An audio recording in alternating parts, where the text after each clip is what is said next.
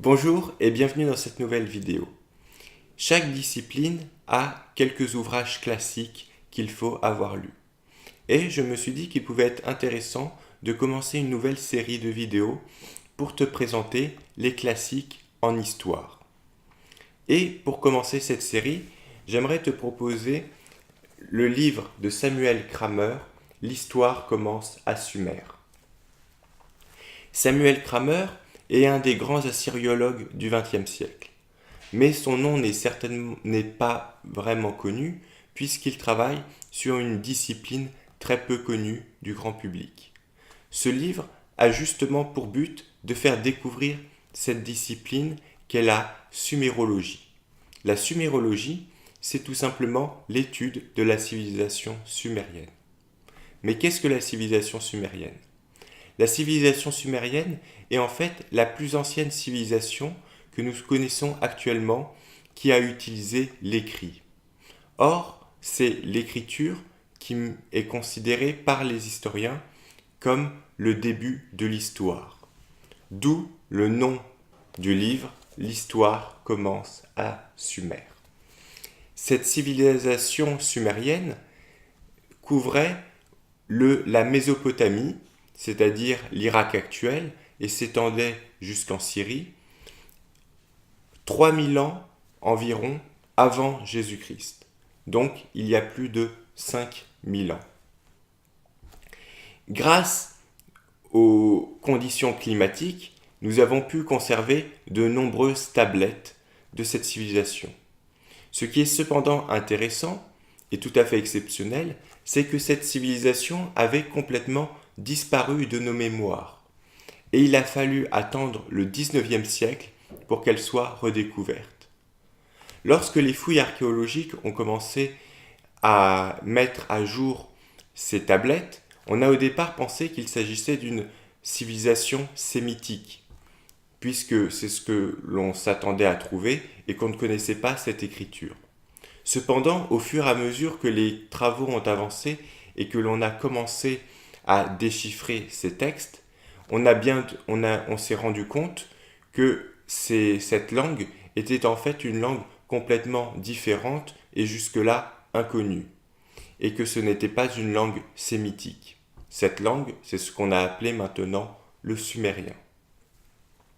Cette langue sémitique était en fait la langue d'une civilisation, comme je l'ai dit, qui avait disparu de nos mémoires et que l'on a alors complètement redécouvert, la civilisation sumérienne. Cette civilisation, on ne sait pas exactement quand elle a commencé, puisqu'elle a commencé avant que ses membres puissent écrire. Mais on sait qu'elle a disparu progressivement au cours du 3e millénaire, où elle a été remplacée par les Akkadiens. Les Akkadiens, qui eux sont un peuple sémite et qui ont une langue qui est apparentée, même d'un peu loin, à l'hébreu. Ce qui est particulièrement intéressant, c'est que ces tablettes ne sont pas que des récits mythologiques ou littéraires. Il y en a bien sûr, et ils sont très importants pour comprendre la civilisation sumérienne. Mais il y a aussi de nombreuses tablettes qui concernent entre guillemets la vie quotidienne, c'est-à-dire l'administration, l'agriculture, l'école et bien d'autres sujets de ce type. Par conséquent, nous pouvons vraiment entrer en profondeur dans la civilisation sumérienne. Le but de ce livre et la manière dont il est conçu est justement de nous mettre en contact avec ces textes. L'auteur va nous présenter un certain nombre de textes dont il a d'ailleurs qu'il a lui-même traduit, ou au moins participé à la traduction, ce qui nous permet de découvrir les nombreuses facettes de cette civilisation. Ce livre avait été publié pour la première fois en 1957. Il a depuis été traduit en français plusieurs fois et j'utilise l'édition toute récente que je te recommande, préfacée par Dominique Charpin, qui est actuellement professeur au Collège de France. Le but à cette époque, et qui est toujours actuel, était donc de faire découvrir la civilisation de Sumer au grand public.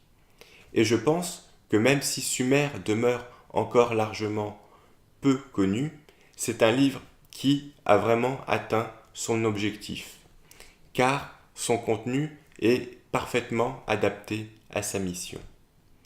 Par ailleurs, au-delà de cet aspect général, je pense que ce livre est aussi particulièrement intéressant pour les chrétiens ou les personnes qui s'intéressent à l'histoire des religions. En effet, la civilisation de Sumer est extrêmement utile pour mieux comprendre le contexte biblique. Il y a en effet de nombreux récits sumériens qui peuvent être rapprochés de textes bibliques. Dans une autre vidéo, je t'avais d'ailleurs déjà parlé de l'épopée de Gilgamesh.